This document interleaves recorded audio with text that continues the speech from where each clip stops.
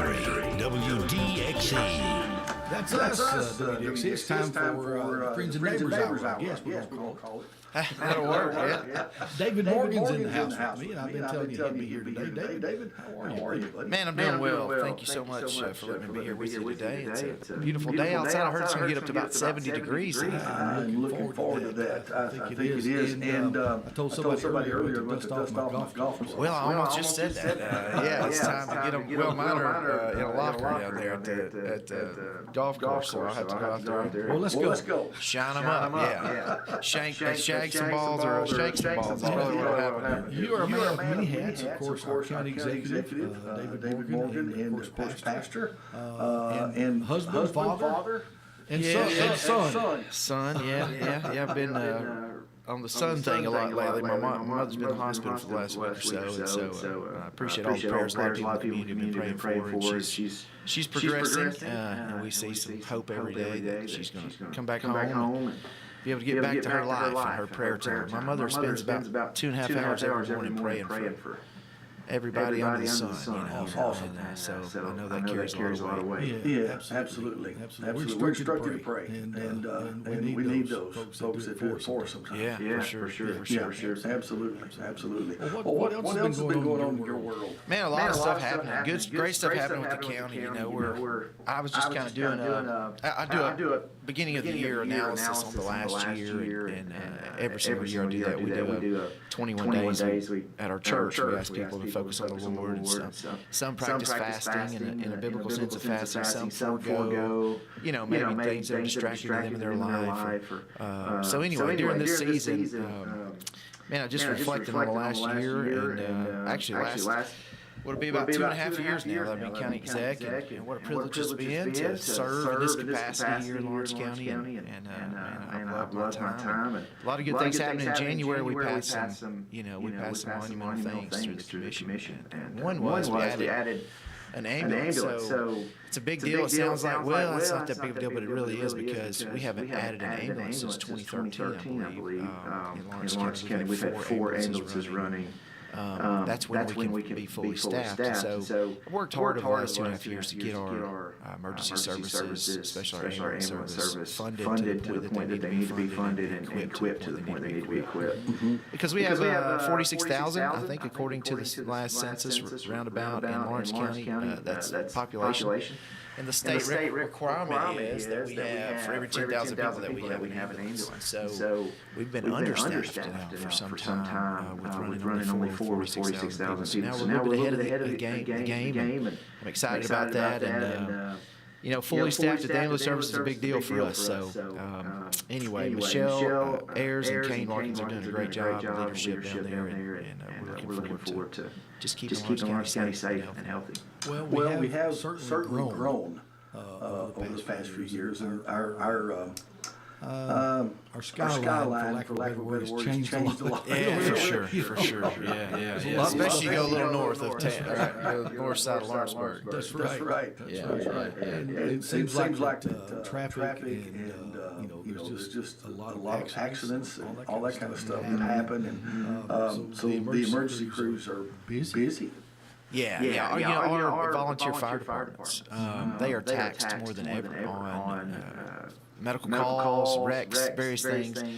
What a lot of people don't understand is VFDs, they actually do medical calls to people's houses before the ambulance can get there. They'll be there because they're closer in their little regions of the county. And so they'll be there, you know, doing life-sustaining work until we can get people in an ambulance and go to a hospital. So it's a big deal to fund them as well. Matter of fact, last year, the county made an unprecedented investment in Lawrence County Fire and Rescue, so we were able to give them a considerable amount of money to help, because you know they spend a ton of their time cooking catfish, and we all spend a lot of time eating catfish, you know. But it's all about fundraising because they're needed. You know, here's the thing about that organization that's just been mind-boggling. they're volunteers first of all that'll run into your burning house, my burning house, to save me or my children.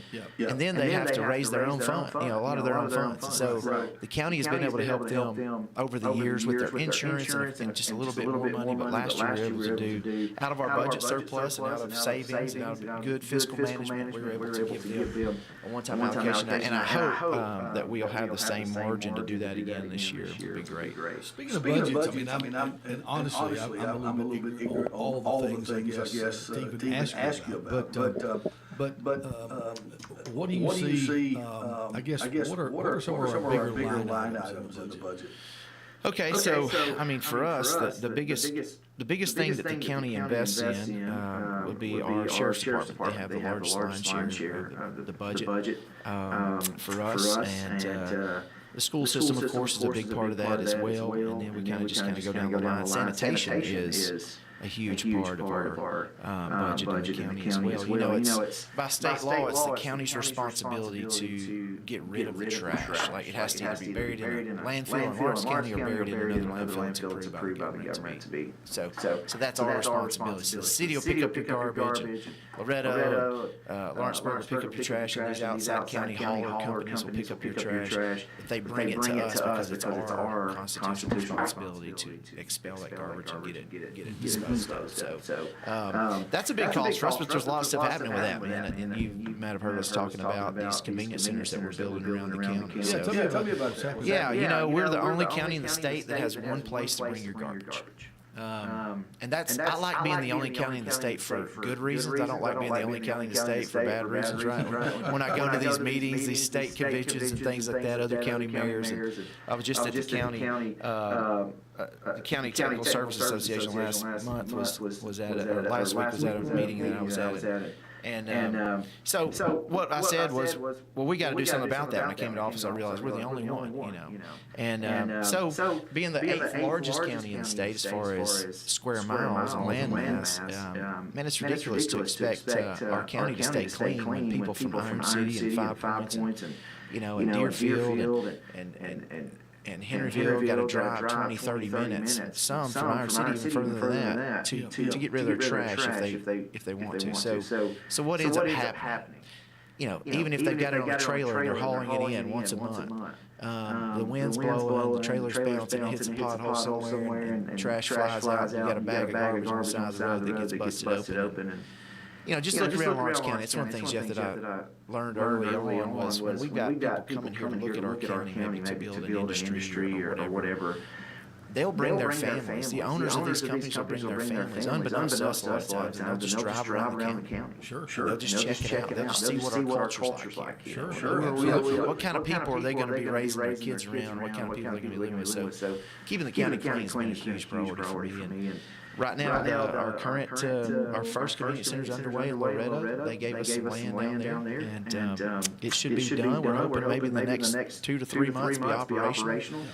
A year ago, the commission approved the purchase of a garbage truck. We call it a mobile convenience center. So it's been working for a year. And it actually is in the four corners of the county every week, different day of the week. I wish I had that schedule with me on top of my head. It'd be good to put it on the radio. But a lot of people are catching on to that. Community clubs are talking about it. And people can go and drop their trash off and their recycling at this convenience truck. It'll be parked. A lot of community clubs are partnering with us and churches in those regions. And they can take their trash there. So it's really catching on, and people are learning that, hey, it's just a couple miles down the road. We don't have to go all the way into Lawrenceburg. That's a good idea. It's been great, very successful. Very good idea. We're looking for land, by the way. I know you're a realty guy, but we're looking for, we need 2 acres in Prospect. We need 2 acres between Deerfield and West End in that area of the county. And we need 2 acres in Summertown. Maybe South Summertown a little bit so we can service Etheridge as well. Preferably on Highway 64 would be great, and on Highway 43. That would be ideal for us just for visibility's sake and all that, to build a convenience center. Now, convenience centers are not transfer stations, so they're not going to have the smell, the stench of garbage like we have at our transfer station, which our sanitation people do a really good job of that, keeping it. They do. It doesn't. You don't really smell that in town or anywhere. But yeah, convenience centers are just. They'll have a daily run where we'll remove any garbage that's brought to that place. It has to be removed every single day and taken to our transfer station. So there's laws about that. Can't sit there overnight. You'll be able to bring tires. You'll bring used oil. You'll be able to bring construction debris. You'll be able to bring various things to that facility. All your recycling you can bring there. Batteries, all that stuff. That's amazing. Really. Yeah. Some of those things are real problems to try to. Well, they end up on the side of the road. I mean, I think you're working right now with Gary on a tire pickup project, right? We are. Yeah. So one of the cool things when I came into office, I realized, you know what, the only grant writer in our county works in our office, and that's Nancy Brewer. Yeah. And Nancy wears a lot of hats for me. She handles a lot of things. One of the things I realized early on was, if I could get Nancy more time carved out during the week to just work on mining for grants, looking for grants, following up on grants. We have a grant manager in our budget office that has to check all the boxes and make sure we're staying in line with once we land a grant. Right. But Nancy is the one that goes on the hunt and finds them and writes them and gets the awards. So our office, think about the county exec's offices.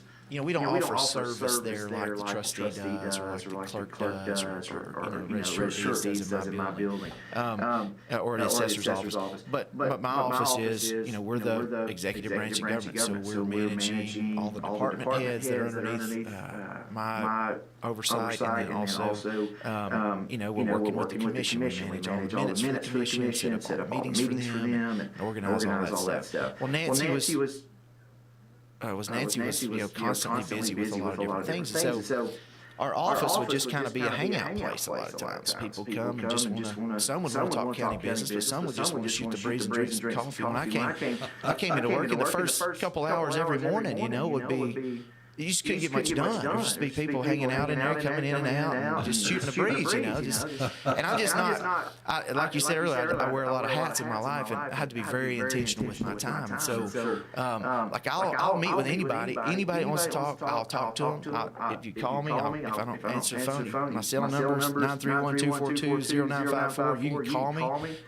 If you're a citizen of the county, you want to talk. But like, I appreciate like scheduling meetings, you know, and all that kind of stuff. Well, here's what we did with Nancy. So I said, okay, Nancy, we're gonna slate out four-hour blocks of time every week where we shut the door to your office, because I mean our doors just stayed open. People just come and go and do whatever.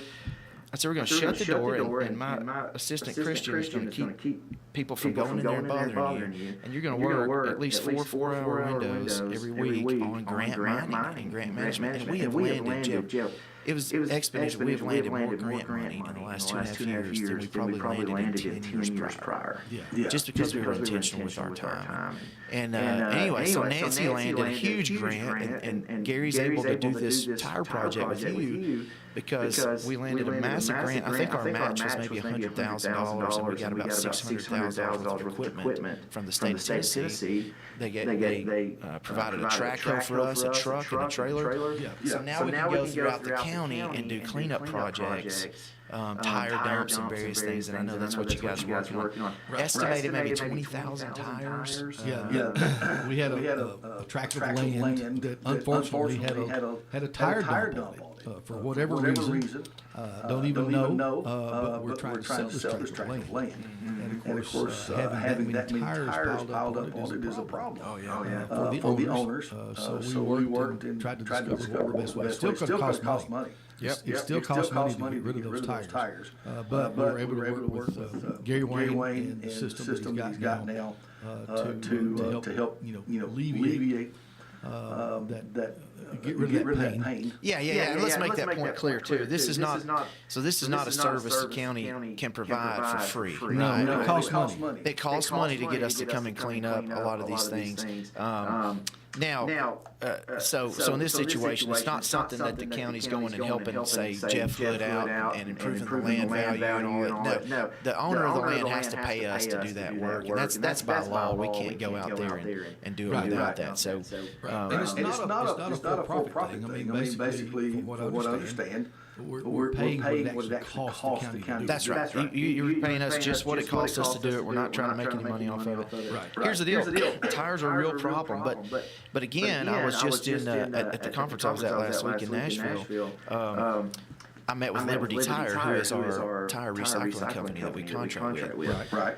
They have a project going in East Tennessee where they actually now they grind up tires to little bitty pellets, smaller than BBs, and they mix it in with asphalt. Yes. And it's a 5% mix, but it adds. It's supposedly at this point in time, it's been proven out in Western states. They've been doing it for quite some time, 20, 30 years. But it's been proven to elongate the lifetime of the road considerably more. Not 2x, but like 50% longer life on the road because they've got rubber mixed in with the asphalt. That's interesting. Think about all the miles of roads. I think we have 900. I'd have to get with Ryan to see, but 980 miles of roads in county roads in Lawrence County that we're responsible for maintaining and managing. And imagine if we can get another 50% or 30% of life out of an asphalt road. I mean, that's exponential for us, and that keeps our taxes low. That keeps our costs low.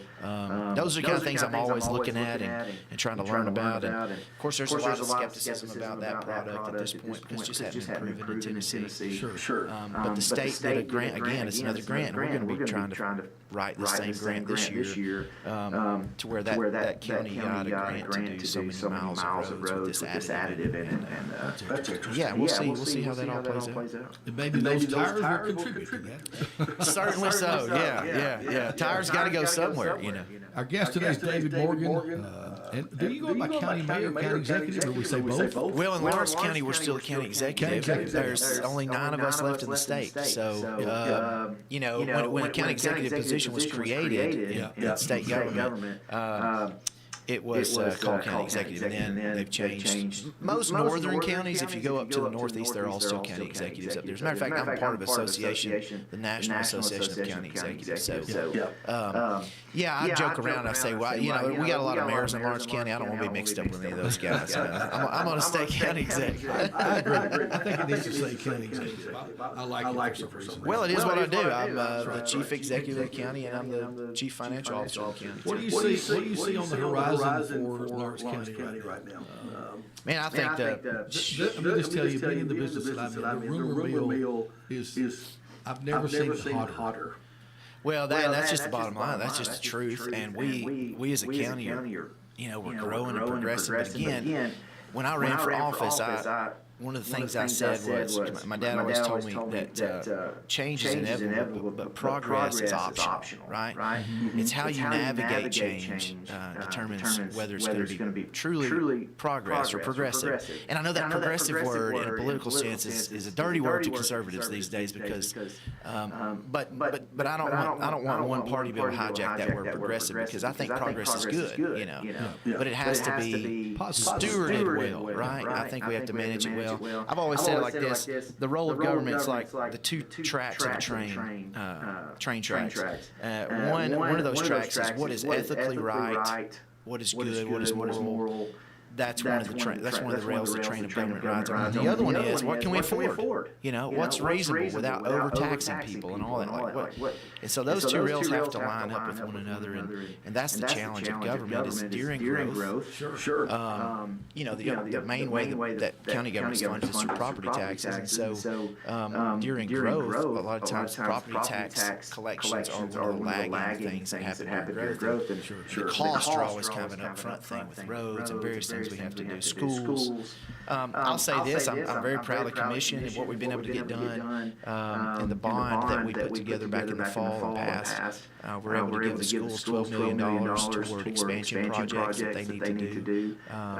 If you've been to Summertown lately, and this money is not part of the football stadium at Summertown, but it's previous money that we're able to help them with, and they pulled together out of their budget too. But if you ever drive up that way in Summertown, you'll see a whole football field and stadium being built right behind the middle school, elementary school, across the street from the high school. So, anyway, I'm very proud of that, man. It's looking great and it's coming along. And the Summertown area has been growing steadily for quite some time. Yeah, it has.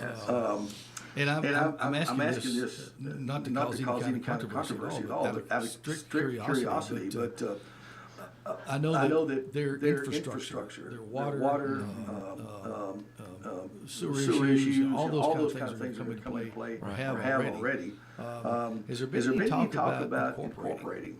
Well, there have been a few people talk about that, and I've been in discussions about that. It's a lot harder to do than it is to say. Right? I'm sure. And not just on the political side of the coin, like getting the citizens to vote. So essentially, citizens would have to vote themselves in a new tax, right? That's true. A new property tax. Like they would have to agree to have a city government that is funded by property taxes, right? So first of all, that's a huge hurdle, right? To get people, right? So they're going to say, that's a huge hurdle. Do they need to be incorporated? I think it would be priceless and invaluable for them to be incorporated. I think the future of Summertown would be much brighter if they could be incorporated. Now, it's harder to do even by law today than it was years ago to create a town. In Tennessee, it's a very difficult thing to do, right? And the truth is, we may not realize this in Lawrence County, but like a huge part of the main hustle and bustle area of Summertown is actually Murray County. It is. I think if I'm not mistaken, Edwards Oil, that Quick Mart there may be one of their highest yielding Quick Marts in all of their stores. And dadgum Murray gets all the property taxes and the sales tax off of that. I talked to Mayor Sheila Butt the other day. I'm like, can we just annex that part of Murray County? Can we just bring that into Lawrence County? Because all those people claim to be from Lawrence County anyway. They don't claim to be from Murray County. It's actually true. And you wouldn't think about it. I mean, that for all of us anyway, who are Lawrence County, we think of that store's out. That's Summertown. That's Summertown's. That's Summertown's. And the Sonic. The Sonic. That's what I was trying to say. That's Summertown Sonic. Did you know that Sonic is like the #1 Sonic in the country for numerous years? They actually have games like the head manager of that, Briar Pierce, he's a member of our church. And their team, they have competitions between Sonics and regional and then national competitions. So they've won those competitions year in, year out. I'll tell you, I mean, we eat at Sonic from time to time, and that one is just the best. I mean, period. Like, when we go to any Sonic, we're like, man, we should have. Lawrenceburg was good, too. But they are. They are. And Loretta's good, yeah. Every once in a while, there's nothing like a stop at Sonic, no matter what. Man, that bacon cheeseburger, that's just a good. They've got the new smash burger now, too. I haven't tried that. Oh, well, we got to try that. What is the deal? Why did it take us so long to figure out if you smash that patty? I used to work. If Lewis Thomas is listening today, he'll give me a hard time about this at breakfast one day. But I worked at O. Henry's when I was 14 years old. It's the first job I ever had. And Rob and I were in school together. Rob Thomas and stuff. I remember one day I was on the grill during rush hour, and that wasn't the plan. I was only 14. I was just kind of a helper in there. Yeah. But whoever worked the grill just didn't show up that day. So I had to work the grill. And I remember I probably had 25, 30 patties on this flat top, The line was backed up. Because if you remember O. Henry's, man, it had like everything Dairy Queen has, it had. It was the Dairy Queen before we had Dairy Queen. Or in between when we lost Dairy Queen and got it back. But I was smashing the burgers, like with the spatula, I was pushing them down to make them cook faster. And boy, Lewis saw me smashing those burgers, and he got all over me right there. I mean, that's the first time I ever really got in trouble at work, And he's like, David, you can't. He said, press the juice out of the burger. Like, we want that burger to be juicy, But I don't know what it is. We've figured out smash burgers now in America. And I mean, if you've had Heine's smash burger, it is unbelievable, too. They're some of the best things ever. I could talk about hamburgers. Like a good hamburger. You're right. This says America more than it is. 8:30. David Morgan's with us. And by the way, do you mind taking phone calls if someone wants to call? I would love to do that. That'd be great. 766-9393 if you'd like to talk to David here while he's with us today. And he's got lots to share. We've been talking about the growth that's happening. There's huge rumor and I think it's probably more than rumor, but that we might have waffles in the future. Well, that is very much going to be happening. So, and even some more coffee options, like one from the West Coast. So, yeah. Well, Miss Peggy always has something to say, so let's talk to her for a second. Well, she let me. All right. Well, anyway. Well, you asked me about the future and growth, and you know, Jeff, I've been, man, in my short time in office, I've been so blessed. Oh, here we go. Let's try it one more time. Hey, go ahead, Miss Peggy. Okay, one of the questions I have is, are they getting any hint if anybody in Lawrence County is being affected by the thing with firings and layoffs and things like that? I know we've got 2 people in my family that contract like it could affect, but that's other places. But I have heard rumors there might be. And if the Career Center has had anybody question that. A second thing is the problem with job growth and things like that is I was watching a video, and one of the issues they had in Canada, even with legal immigration, was half the immigrants decided to go to one of the cities, I think it was Toronto, and said just 10% increase just through the whole city in a lot of issues they didn't have to deal with financially and every other way before. And I was wondering if they have some kind of quota they're wanting to recruit, or too many, or what would be too many at one time, or anything like that. Okay, thank you.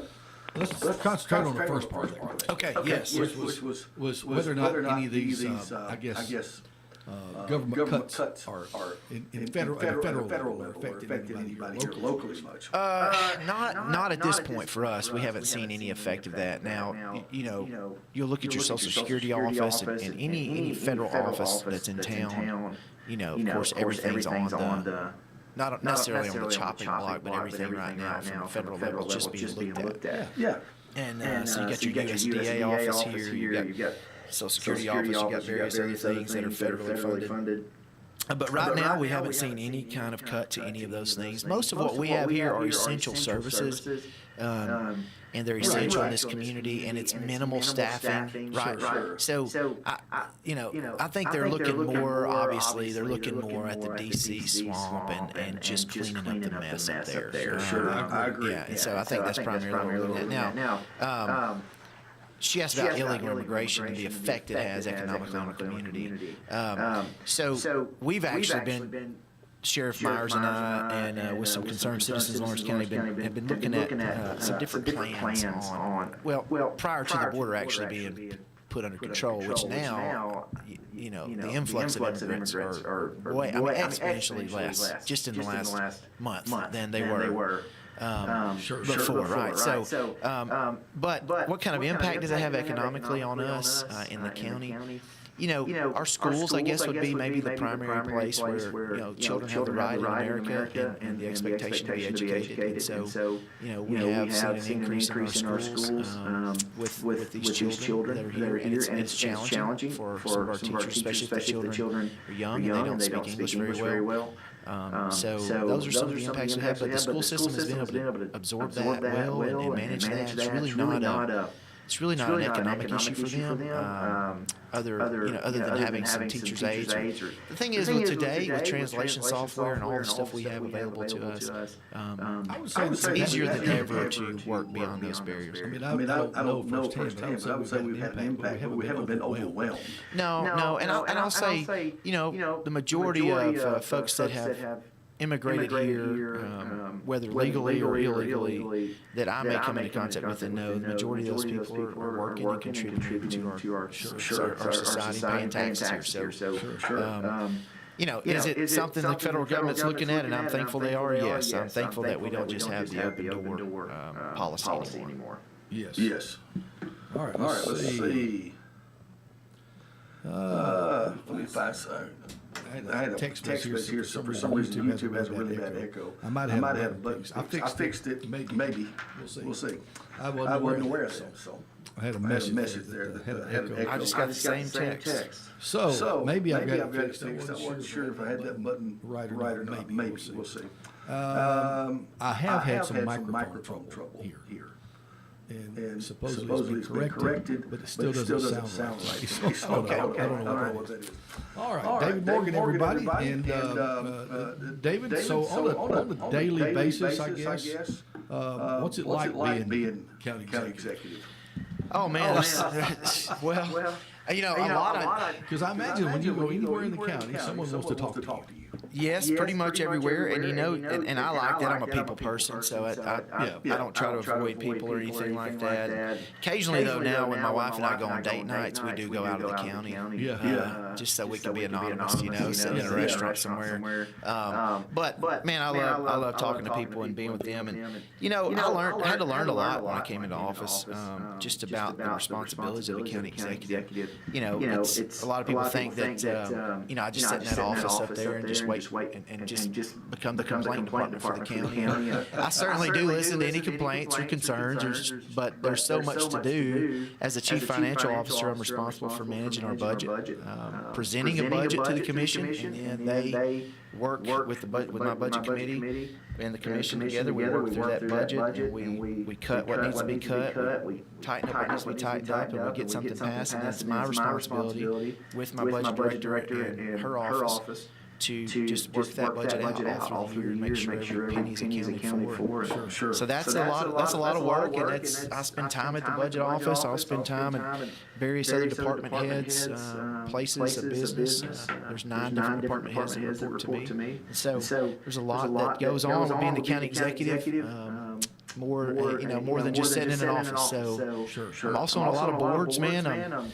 I serve on the South Central Human Resources Agency Board. Paul Rawson, former county executive, is the executive director of the organization. It serves 13 counties here in southern Middle Tennessee, and we do a lot of different things in this area, but one of the biggest things that they do is they provide Head Start education for kids, and they also provide meals and feeding programs for those that are in need in every county in this region. So Paul has done a great job running that. I serve on his board.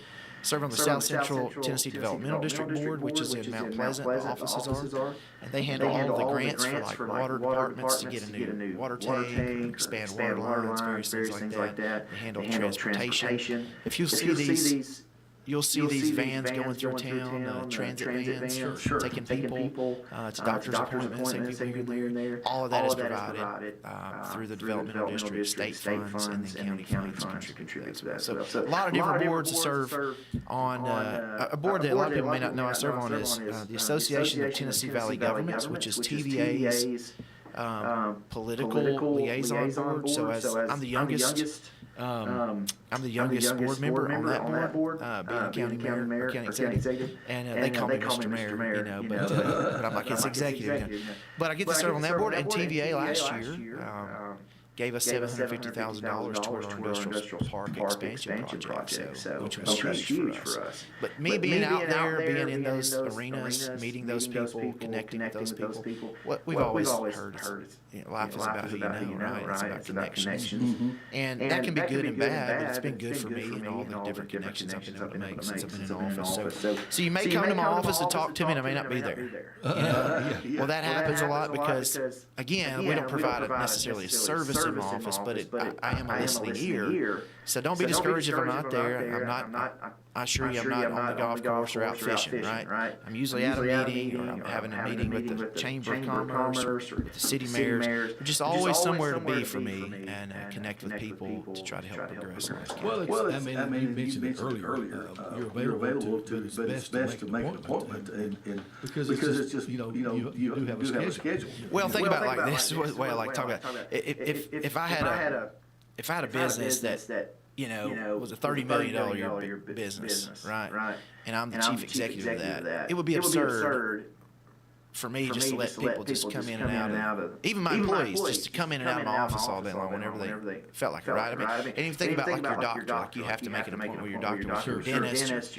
I mean, you got to make an appointment with your whoever cuts your hair these days. You know what I'm saying? It's hard to even walk in a barbershop and get a haircut without making an appointment. So I think that is just a better and more reasonable sense than usually. It is because time efficiency is, at the end of the day, it helps you be efficient in everything you do. So Well, we're all busy. Everybody's busy. Yeah. And there are times, when you may want somebody just go, hey, I want to stop by just see if I can catch him. You're not opposed to that. No, it happens a lot when I'm there, and I'm like, hey, come on in, let's chat, and that's fine with me too. But but that's part of it. That's part of this job, and a lot of people don't understand that. Like, I'm not just going to sit up there and twiddle my thumbs. I'm going to be out trying to meet people and make relationships and move Orange County forward through those. What do you feel like is kind of priority for you at this point? Or there may be several things, but what are some of the priorities that you feel like you've got to kind of concentrate on? Well, number one priority for me all the time in county government is keeping us from raising taxes. Like, I do not want to raise taxes, period. And we've been so fortunate the last few years in our budget process to not have to raise property taxes. Now, the commission did vote to go from a 6-year reappraisal to a 4-year reappraisal. Last year, you may or may not have remembered the comptroller's office, Jason Mopower. We got a phone call coming in? We do. When we finish this thought, or go ahead. all right. The comptroller's office recommended us to go to 4, 3, 2, or 1 year reappraisal cycles. Actually, we're looking to pass that through the state legislature last year. It didn't pass. They're probably going to push it through next year to require county governments to go all the way down at the greatest 4 years. Various reasons why. But anyways, let's get this call. Hey, good morning. You're on WDXE with us. Yes, I had a question this morning. What was the powers to be going to address the homeless situation in Lawrence County going to do? Homeless. Yeah, we do have a homeless population. We do. I'm going to hang on. Let's listen on there, okay? Okay, thank you. So let me just say, as a pastor, I've been involved in different conversations more from the ministry side of the coin than I have necessarily from the government side of the coin. And I will say this, when I was a kid, you just didn't see the homelessness that you see today here in Lawrence County, and specifically Lawrenceburg. But Lawrenceburg is part of Lawrence County, so it's a county responsibility and a city responsibility combined. But a lot of the conversation has been around the mental health crisis that we have going on in America today. Jeff, if you think back in the 80s and 90s, you're a little bit older than me, not much older, but there were institutions where people that had severe mental handicap, they lived and they were taken care of. They were given their proper medication and all that. Sure. We don't have, the state defunded a lot of that stuff years ago, so we don't have those institutions anymore in the state of Tennessee. And what happens now is these people get put on medication and various things like that. To deal with their mental illness, but then they're left to their own devices whether or not they're going to take it. Yeah. And that's really what we see. I would say 90% of the homeless population in Lawrence County and Lawrenceburg is from some type of severe mental illness. So let me just say what we tried. So last winter, you remember when we had the major freeze and we had water lines busting. I mean, even Lawrenceburg had some water lines that burst, up here at Walmart and various things. And shut schools down because we didn't have water. Right? Well, we created, I as a county government and with local churches, First United Methodist opened their Family Life Center. They've got showers in there and a gymnasium and kitchen. We coordinated with a bunch of different churches. People brought crock-pot meals. We had 20 cots that we brought in, with blankets and sleeping bags and all that to have a warming center in place where people could stay at night. The county, we provided security for that. We hired, our part-time deputy service to come in and help with that. And we had 0 people come. Zero people. Nobody came, and it was negative. Wind chill was like -8 degrees. I remember this. So we did that last year. I remember this being talked about. Yeah, we did last year. And churches were setting up something like that again. As a matter of fact, something was set up this year again to do the same thing. And again, no one came. So what some people are saying about some of what we're trying to understand about the homeless population is some of these people do have a place to live. But maybe they don't want to deal with the rules where they live, the family members they live with, or whatever the case may be. And so, because they have to be going somewhere when it's absolutely bone-chilling, freezing cold outside. And we didn't have any deaths, so we didn't find after this big cold spell a few weeks ago. We didn't find anyone that had passed away from being frozen to death during that time. So they're finding somewhere to go, and where that is, it's not always under a bridge or like there's some structure somewhere that they're finding a place in. And a lot of that was some were staying in some of these dilapidated homes around Lawrenceburg. You might have seen. Mayor Lay and the city council, they've really been cleaning up Lawrenceburg and tearing down, condemning a bunch of houses that needed to be condemned probably 20 years ago and cleaning up the city. But again, I know on one of those houses in particular, there was a homeless guy living in there. But again, his mother lived around the corner, but he won't follow the rules in her house. He's been in and out of jail. And she's just not going to put up with his shenanigans in her house, So what was he doing? He was living in some old abandoned house around the corner, And so there's some of that going on too.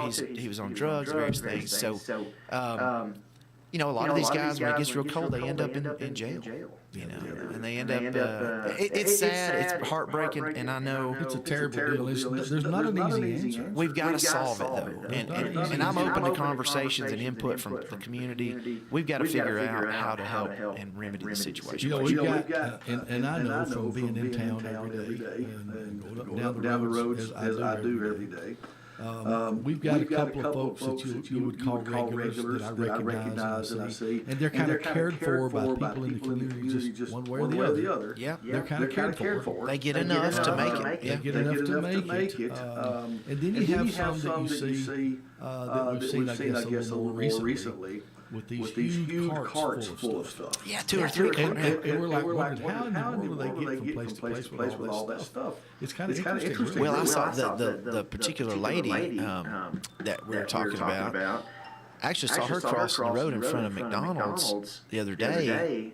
And there's no crosswalk there, but she's standing in the turning lane, the middle of the day. And you know how busy it is in Lawrenceburg in the middle of the day. And I was worried about her safety. Like, she's trying to cross the road with this big cart. And she can't even see over, like, all the stuff she's got piled up in there. Right. And she's a little feeble older lady. And I don't even know how she pushed that thing around. But anyway, I was worried to death that she's going to, end up getting hit crossing that road. But again, she's jaywalking for what? I mean, there's just certain things like they're not obeying the laws, but like it's hard. What do you do? They're in their own world. They are, and again, most of them have serious mental handicap issues, and they need to be cared for. And that's something I've been talking to our state about. Why are we not funding? Why is the state of Tennessee not helping us with this issue? Yeah. They've got $2.8 billion surplus up there. Like, help us out, man. Like, help us out with this problem. It's going to take money to fix it. So. Well, I don't know. I don't have great opinions on it one way or the other. I do know this. The folks at God's Storehouse help a lot of those folks. They've recently had showers. They have. My county guys help build all that. There's a lot of folks, a lot of effort into that, and I know some people personally who are helping with that, and have made a go of it. And I think it's being utilized some, so they're helping some folks as best they can. But come in for a second. I've been getting messages about echoes, but I don't know why. It's off. I don't have that on. I don't know what it is. But we've been getting. Is it echoes on the online or on the radio? Is it on the online or on the radio? It's online. So anyway, that's my mic. I thought you changed mics. He supposedly fixed this. So I don't know. We turned Jeff off now? We turned me off. Okay. I could turn, it may be this mic, it may still be a problem. I could turn this off and just go to that one, go to one of the others. Why we do that? Why didn't you tell me before we met? I don't know. I've been telling. Well, we've just had such great conversations. Charlotte's in here helping me, so we'll do that. I'll turn that mic off. Maybe that's the problem. I don't know. Go listen. All these wires kind of remind me of that book I read as a kid, Charlotte's Web.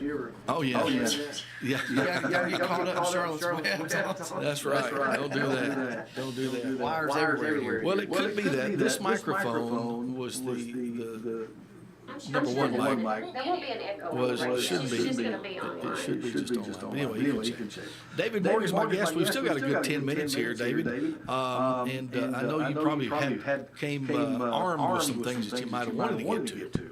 Well, I would just wanted to talk about the progress of the county, man. I find myself bragging on Lawrence County all the time, and everywhere I go, Lawrence County is featured. Even when you go to economic development stuff with the state of Tennessee, they talk about Lawrence County, what's happening in Lawrence County. Right. Gary Wayne Hyde was voted county or solid waste director of the year a couple of years ago, when I first came in office. There's a lot of things about Lawrence County that are going well and going good, and I just want the citizens to all know that. I know a lot of times the only time you hear anything is if rumors or negativity or this and that. But at the end of the day, man, I hear a lot of positive. we live in a great community, and this is a secret little place. We live in a great spot in the world. We do. Hey, we got a buddy calling. Big D, what you got on your mind, buddy? David, as a citizen of Lawrenceburg, Lawrence County, can you tell me what you did the last 7 days? Oh, great question. Oh, man, it's been a busy 7 days. I was. Okay, just as long as you can tell me, though, that's all I want to know. Yeah. You want 5 things? What was that? What was the Doge report? They wanted 5. What's the 5 things you did today, right? In the report. That's good. That's good. Great question. Hey, listen, Big D, I want to report from you after a while. Okay, All right, that'll buddy. work. I'll give you a lot of things I've done this morning. Attaboy. Thank you. You know who that was? Who is that? That's Dennis Tipper. Oh, okay. Dennis is the man. Yes, sir. Yeah. He don't mind me telling. No, he's awesome. Yeah, my mother used to get her hair cut at Janie's place. Oh, yeah. For years and years and years. And so, yeah, Used to go there myself. Yeah, I might have bought I don't know if I bought a truck for him or not at some point in time. Pretty much everybody in the world has bought a white truck. Oh my gosh, yeah, they're the fleet truck master. There's no doubt about it. Yeah. It's incredible. Well, yesterday we had a big meeting. I was talking about meeting I was in for about 2.5 hours yesterday with the architects, engineers, the state of Tennessee for the new health department that's underway here in Lawrence County. Yeah, tell us about that. What's going on with it? So it was funded completely by federal ARPA funds. So the American Rescue Plan, every county got money and every state got money. The state of Tennessee, Governor Lee decided we're going to build some new health departments where there's not a health department. Then we're going to build, upgrade the ones that are old and dilapidated. So ours constituted a new one because our facility, because of the current condition of our facility. So anyway, right behind, if you know where the old armory is, there's a quadplex baseball practice field right there on the north side of the old armory that the city of Lawrenceburg owns. That Rotary, I believe, owns. And then that piece of property is an L shape, and then go up Liberty Avenue up to the top of the hill there, and that corner right there on Liberty, and I don't recall the name of that street there. We bought that 2.5 acres from Rotary, and that's where the new health department is going to be built. So it's going to be a better location. People can walk. A lot of people walk to the health department. Sure. Did you know? I think it's 33% of Lawrence County citizens utilize the services of our health department. I had no idea. That's huge. I had no idea. And we don't just serve Lawrence County. We actually serve Wayne County, Giles County too for med. So like the prescription drugs that we prescribe out of our health department, we prescribe to Wayne and Giles County people as well. So we service a lot more than just 33% of Lawrence County. Now, is the health department, is it a totally county-funded operation? No, the state funds the operational expenses, but we manage the property and own the property. Okay. So here's what happens. So it's $6 million essentially. Roundabouts that was invested in Lawrence County by the state of Tennessee and through our ARPA funds as well. We had $1 million match from the funds that were given to the county as American Rescue Plan. So anyway, we had a big meeting yesterday, picking out brick, picking out colors, looking at the floor plan, looking at sewage, looking at water, all those kind of things. Of course, Man, I grew up, and you worked at DRM for years. I grew up in construction with my family. Had my own A lot of decisions to make. Yeah, had my own business going for a while, so I really loved sitting in that meeting yesterday and just hashing out what we're going to do and how this thing's going to look and how it's going to be built. I mean, that stuff really gets me excited. So that's exciting. That was a huge part of the day yesterday. And again, last week I was, for Dennis's sake, I will let him know I was at the meeting for the County Technical Services Association. It's where commissioners and county executives, county mayors come together, and we hear from CTAS, we hear from our organization. It's our lobbyist organization with the state government. Here's one thing we're fighting for right now. The Commissioner Association and the County Mayors Association are fighting for 50% profit share from the real estate transfer tax. You're a real estate guy. You know that tax the state gets. Yep. So that transaction takes place in our Register of Deeds office, right? It takes place in our county. Everybody that does that work on that real estate transfer does the work right here in Lawrence County. That's right. But the state takes 100% of that. It's a state tax. So we're asking them to give us back 50% of that tax.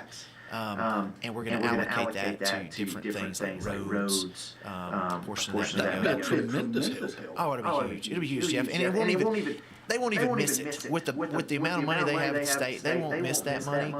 Well, what's the chances of that actually happening? I mean, it's probably going to go through because the chairman of the House Budget Committee at the State House he's the sponsor. Okay. So, and then also on the Senate side, big hitters on the Senate side are sponsoring. All of our representatives, Clay and Kip and Paige, Wally, they're all three behind it. It looks like it has all the momentum it needs to get passed. And so That's a huge deal. that'll be big, several $100,000 a year for the county. Again, keeps us from having to raise taxes to cover our costs and various things like that. And I was hitting on the reappraisal thing. Reappraisal is going to happen next year, Okay. So it's set now. It's set for like the county executive election year, right? So you'll get your reappraised value in May, I believe it is. Yes. You'll get your notice next year, 2026, in May of what your property taxes will be to be paid by the end of February the next year. But it's right during the county executive election, it's right during the trustee election, all that kind of stuff. So let me just make something clear on that. Like the state sets the rates, right, on the reappraisal. Brady does his job to go out and assess the properties, but the state sets how those rates and how that works out. The local government has no control. If you think about the last reappraisal, which was, again, it just happened to land during the county executive race and election. Sure. Oh, by the way, I'm maybe a little early to talk about it, but like, I love this job, man. I've had a great time doing this job. I'm going to run again next year for this job. But we'll put that aside. But anyway, just so if anybody wants to know, I'm crazy enough to do it again. I'd love the privilege to do it again. But anyway, so the reappraisal is going to hit, and what happens is a county cannot bring in any more money from reappraisal than they did the previous year from property tax. That's a state law, right? So what happens is appraisal values go up, and the property tax number has to be adjusted appropriately. So the state gives us recommended property tax numbers to look at based on that. So that property assessment is data driven. It is. It's completely data driven. It's not opinion based as much as it is data driven. And I've tried to explain that to people that look at their houses on Zillow, or look at it on Homes.com, or whatever they look at those. All that's just data driven. Right. So and it throws a number out there and an estimate of what your property may be worth. So the same thing kind of happens with state assessment. It's based on just sales data. And they put a number to the square footage or the acreage or whatever, and they do a calculation. Yeah. And there's residential property, there's commercial property, right? They get assessed. And this last round, residential kind of caught up with the current. Sure. Being on a 6-year cycle, it was kind of hard to keep up with the value, right? And so this time it's probably going to be more of a commercial hit, we're understanding. So let me just say this. Last time the county, so the property tax rate here was like 2.9, I believe, at that time. So they lowered it after the reappraisal when assessments all went up. They lowered the actual tax rate went down from 2.9 to 2.01. Sure. So they lowered taxes, by 33%.